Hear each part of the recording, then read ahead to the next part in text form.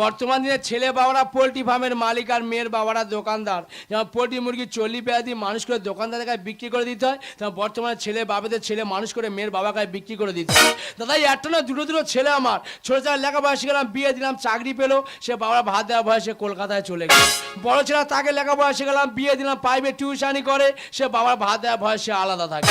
তা দুটো ছেলের বাবা আমি, দুটো ছেলে বাবা হয়ে আমি কি করছি না, শ্মশানে মোড়া পড়াচ্ছি, শ্মশানে ডোমের কাজ করছি। এর থেকে বিষকে মরে যাওয়া অনেক ভালো। তোর কাছে শুনতে পাবে, তুই টিকটক করতে কেন বাড়িতে আনতে পারছিস? ও বাবা গো, কোথাকার কে এসে গেছে? ওদি এখন যে বর্তমান দিন মানুষ টিকটক করে কত ভাইরাল হয়ে যাচ্ছে। হ্যাঁ, টিকটকে ভাইরাল হবি আর রাস্তায় ভাইরে ভাইরে ঘুরছে, ধরে তো শাড়ি খুলেন। শাড়ি আমার খুলতে হবে না, ওই যে ভুবন বাদ্যকা তুমি দেখেছো? হ্যাঁ। কি এমন একটা বাদাম বাদাম গান করলো, কোটিপতি হয়ে গেল। এবার মানুষের কাছে জেনে দেয় একসঙ্গে রাস্তায় ভিক্ষা করে খাচ্ছে। এটা তো শ্মশান, মানুষ শ্মশানে কেন আসে? শান্তির খোঁজে শ্মশানে আসে।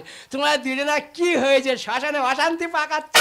দেখো দাদু, মাথা গরম কোন না, স্বামী স্ত্রী ব্যাপার বুঝে নিচ্ছি, তুমি বেশি মাথা গরম মারো মার, কলকাতা চলে যাবো, চল মেরে হার ভেঙে দে। কলকাতা সেখানে নিয়ে চলে যাবো। তোমার কথা শুনতে হবে? হ্যাঁ, আমাকে শুনতে আমি শুনবে না। বেশি বেশি চল। শালা কাতরি মায়ে কুকুরের মতো গ উঠেছে, কামড়া কামড়ি করে। তুই দুজনা কি এখানে এখানে আর গা উঠেছে। তোর গ উঠেছে, তুই তো দেখে মনে হয় নতুন বিয়ে করে দাও, উঠি বাজে ফুটছি না, গন্ডল পাচ্ছি না, কি হয়েছে?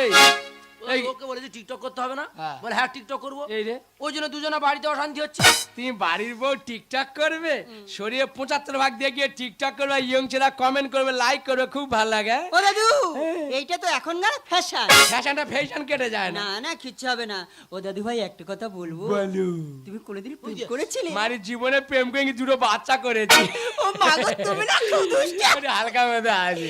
জানো দাদু ভাই, হ্যাঁ। তোমার এই নাতি না আমাকে কোনো দিনের জন্য ভালোবাসে না। কেন? আমি কতবার করে বলছি, বলে এই দেখো শোনো না, হ্যাঁ। মানুষ এখন টিকটক করে কত কোটিপতি হয়ে যাচ্ছে, যাচ্ছে। ভাইরাল হয়ে যাচ্ছে। এ শোনা, দুই লোকে একটু টিকটক করি। হ্যাঁ। আমার তো কোনো কথা শোনে না, আমার জীবনটা না পুরো হেল্প করে দিয়ে।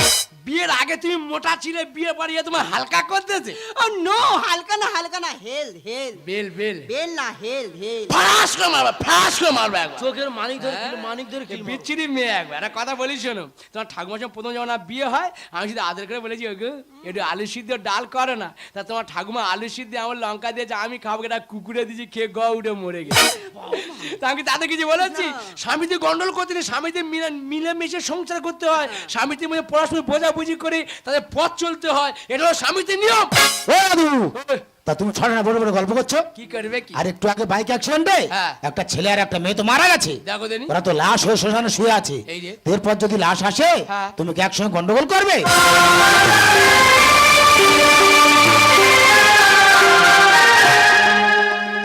কিংবা শ্মশানে কেউ ছিল না, একটু আগে তো একটা লাশ ছিল, তাকে তো আমি অনেকক্ষণ আগে পড়ে দিই, যার তো কেউ ছিল না। আরে দুটো ছেলে মেয়ে নতুন বিয়ে করেছে, তার সংসার মানে কি জানে না, টিকটক নিয়ে গন্ডগোল করছে, তার দু কথা বুঝে বলছিলাম। আমরা কাজ করি, আমার জীবনে কোনো শান্তি নেই, কোনো অবসর নেই, কারোর সঙ্গে কথা বলে সেই সময়টুকু আমার জীবনে নেই। যাই হোক, আমার কাজ হলো মরা পড়ানো। শোনা দুটো মরা এসেছে, মরা দুটো পড়িয়ে আমার কাজটা আমি সমাধান করব।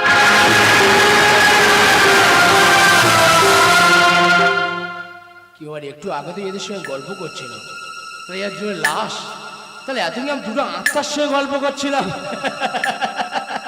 আমার 25 বছর মরা পড়ানোর অভিজ্ঞতা, আরে বুঝতে পারলাম আমার স্মৃতির শক্তি হ্রাস পেয়ে গেছে। তাই তো আমার বিবেকাকে বলে যায়, অদিত চৌধুরী এবার তো অবসর নেওয়া উচিত, এবার তো অবসর নিতে হবে, তোর স্মৃতির শক্তি হ্রাস পেয়ে গেছে, তোর বয়স হয়ে গেছে, তুই দুটো আত্মার সঙ্গে গল্প করছিলিস, ঘুণাক্ষরে বুঝতে পারিনি। তাই হোক, আমার কাজ হলো মোড়া পড়ানো। সোনা দুটো মরে এসেছে, মোড়া দুটো পড়িয়ে আমার কাজটা আমি সমাধান করব।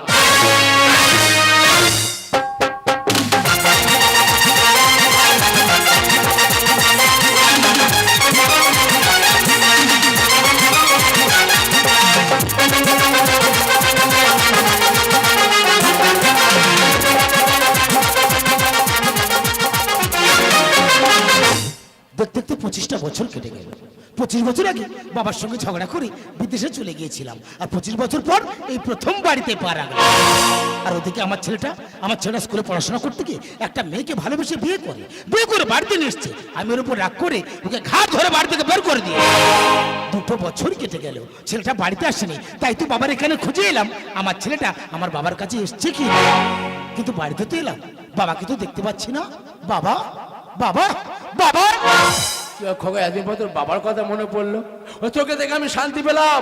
যেদিন পর আমার খোকা আমাকে মনে করে, আজ হঠাৎ তোর বাবার কথা মনে পড়লো। বলছি বাবা, তোমার নাতি তোমার এখানে এসছে? আমার নাতি হ্যাঁ। 25 বছর আগে চলে গেছি, বাবাকে একবারে খোঁজ নিসনি। কবে নাতি জন্মগ্রহণ করলো সেটা আমি জানি না, আর 25 বছর পরে এসে বুঝি নাতি আমার বাড়িতে এসছে। ওরে খোকা, তুই তোর বাবাকে চিনতে পারলে সেটা দাদুকে চিনবে কেমন করে? ওরে নাতি আমার বাড়িতে আসে। তোমার নাতি আসেনি? আচ্ছা খোকা, এমন কি দুর্ঘটনা ঘটলো যে নাতি তোকে ত্যাগ করে আমার কাছে আসবে? দেখো না বাবা, তোমার নাতি না স্কুলে পড়াশোনা করতে গিয়ে একটা মেয়েকে ভালোবেসে বিয়ে করে বাড়িতে নিয়ে এসছে। আমি ওর উপর রাগ করে ওকে ঘাড় ধরে বাড়ি থেকে বের করে দিই। 2 বছর কেটে গেল, ছেলেটা বাড়িতে আসেনি, তাই তো তোমার এখানে খুঁজে এলাম। 25 বছর আগে তোকে সামনে ছোট্ট একটা কথা বলেছিলাম, বাড়ি থেকে রাগ করে বেরিয়ে গেল। আর তোর ছেলে ভালোবাসা করলো, তুই মানতে পারলি না, তাকে ঘাড় ধরে বাড়ি থেকে বের করে দিয়েছি। 2 বছর কেটে গেছে, বাড়িতে ফিরে যায়। ওরে খোকা, এটা তো কর্মফল, আরে যেমন কর্ম করবি তেমন তো ফল পাবি, এটা তো বিধাতার লেখা। ওরে নাতি আমার বাড়িতে আসেনি, তুই অন্য কোথাও খুঁজে দেখ, না চলে সেখানে গিয়ে। এটা কি অদিত চৌধুরী বাড়ি? আমি অদিত চৌধুরী বলি। বাবু আমার কথা মন দিয়ে শুনবেন। আপনার বাড়ির এক ছেলে না আমার মেয়েকে তার প্রেমের জালে ফাঁসিয়ে তাকে নিয়ে বাড়ি থেকে পালিয়েছে।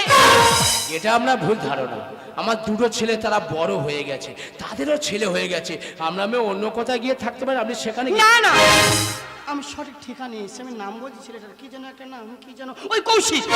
কৌশিক? হ্যাঁ বাবা, কৌশিক তো তোমার নাতি। কৌশিক আমার নাতি? হ্যাঁ বাবা। আচ্ছা কোনো নাতির ছবি আছে দেখাতে পারবি? বাবা, তোমার নাতির ছবি আমার কাছে থাকবে না? আমি তোমাকে এক্ষুনি দেখাচ্ছি। আরে জন্মের পর থেকে দেখিনি, ছবি দেখে অন্তত 2 নয়ন আমি সার্থক করি। বাবা, বাবা এই দেখো তোমার নাতির ছবি।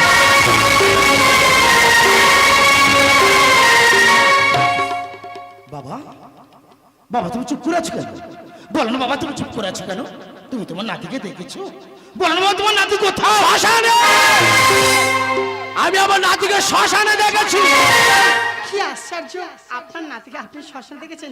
আরে বাবা, আপনার নাতি তোমার মেয়েকে নিয়ে পালিয়েছে, তাহলে নিশ্চিত আমার মেয়েকে আপনি দেখেছেন। আমার মেয়ে তো আপনার নাতির সঙ্গে ছিল। বাবু দাঁড়ান, আমি একটা ছবি দেখাচ্ছি, দেখুন তো এই মেয়েটা ওর সঙ্গে ছিল কিনা। এরা যে বাইক অ্যাক্সিডেন্টে মারা গেছে।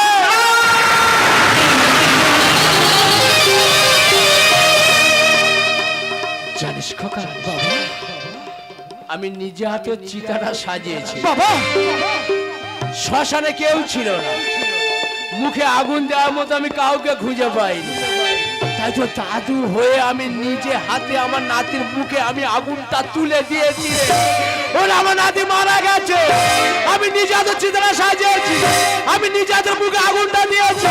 এই ঈশ্বর, কোন জন্মে পাপের শাস্তি তুমি আমার দিচ্ছ বলতে পারো ভগবান? এই দৃশ্য দেখার আগামকে তুলে নিলে না কেন?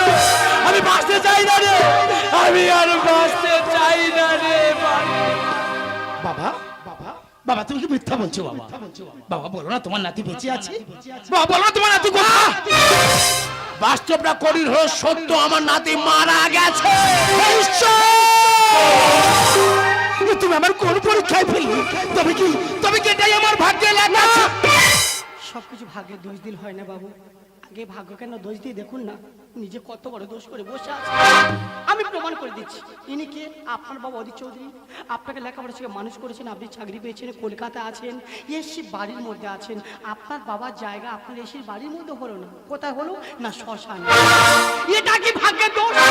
আপনি ভেবেছিলেন আপনার ছেলেকে আপনি সুখে থাকবেন, ছেলেকে নিয়ে কি করলেন? ছেলেকে আপনি চলে এলেন, ছেলে স্কুলে পড়লো, কলেজে পড়লো, বড় হলো।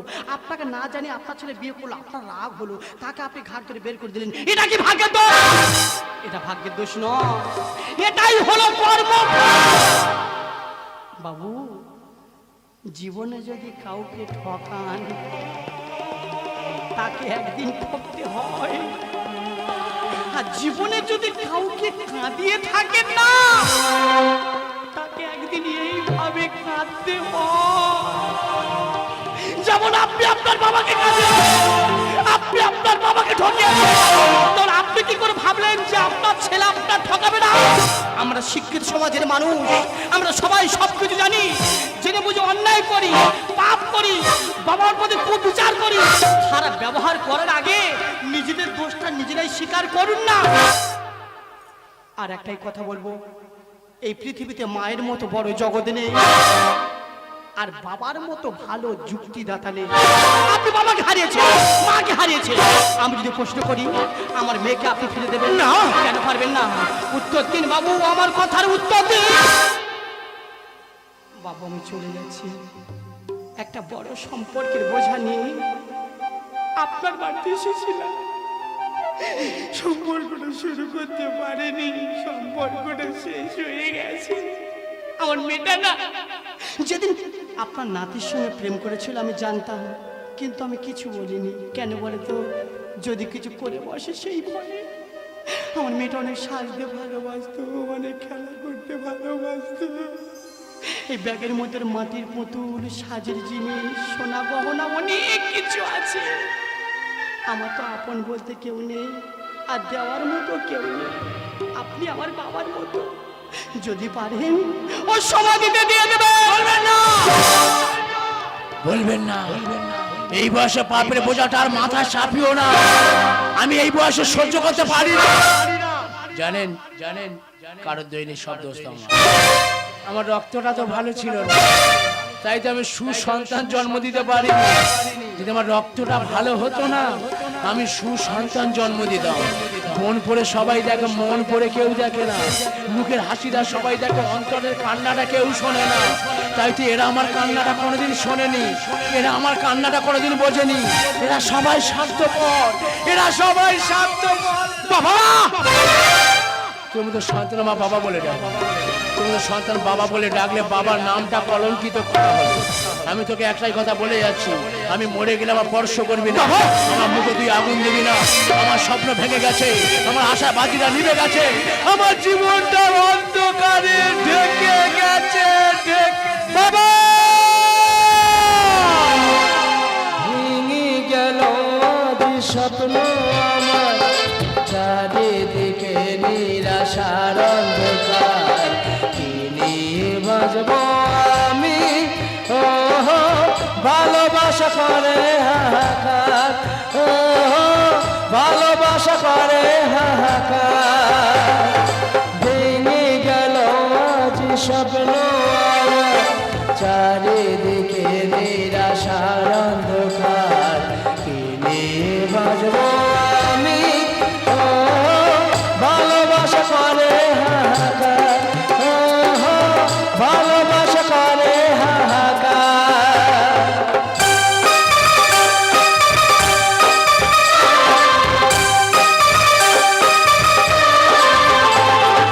ভাবিনি আজ তুমি এইভাবে মনটাকে ভেঙে দিয়ে চলে যাবে।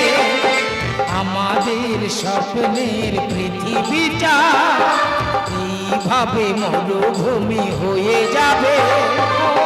আজ শুধু বাড়ি বাড়ি সেই কথা মনে পড়ে, আজ শুধু বাড়ি বাড়ি সেই কথা মনে পড়ে। কিছু ভালো লাগে না যে আমার, ভালোবাসা করে হাহাকার, ও ভালোবাসা করে হাহাকার। ভেঙে গেল আজ স্বপ্ন, চারিদিকে নিরাশার অন্ধকার, কি নিয়ে বাঁচব